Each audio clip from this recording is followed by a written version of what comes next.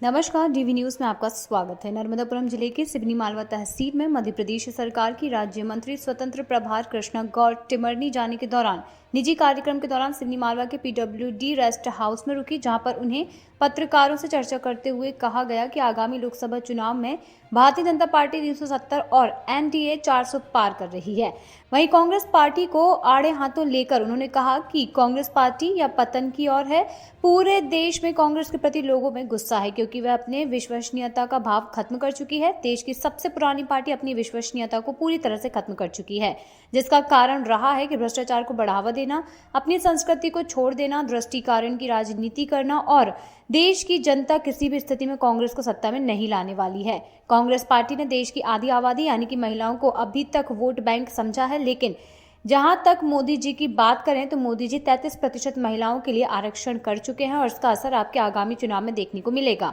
हर प्रमुख पदों पर आपको महिलाएं ही दिखेंगी और महिलाओं को राजनीतिक क्षेत्र में काम करने का भी अवसर मिलेगा।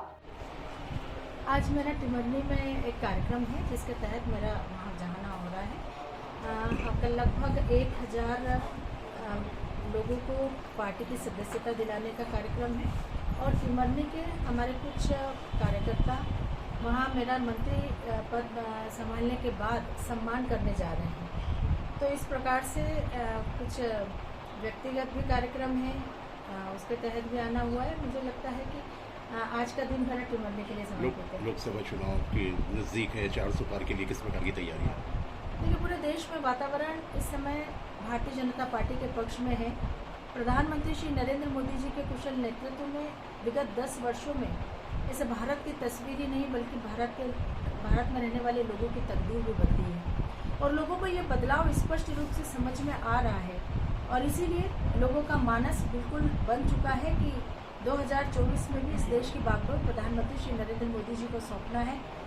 मध्य प्रदेश में हम 29 की 29 लोकसभा सीटों पर विजय प्राप्त करेंगे और देश में 370 भारतीय जनता पार्टी और 400 एनडीए को मिलेगी। मुझे पूरा मैडम, पिछले दिनों सीए लागू हो गया है, कांग्रेस तो विरोध कर रही है। कांग्रेस ने कैंडिडेट तक अभी तक नर्मदापुरम में घोषित नहीं किया। देखिए, कांग्रेस पार्टी अब अस्तांचल की ओर है और निश्चित रूप से ये कह सकते हैं कि पूरे देश में कांग्रेस के प्रति जो विश्वसनीयता का भाव था वो लगभग खत्म हो चुका है। देश की सबसे पुरानी पार्टी 100 साल से भी ज़्यादा लंबे समय तक चलने वाली पार्टी की विश्वसनीयता पूरी तरह से खत्म हो गई और इसके बहुत सारे कारण रहे हैं।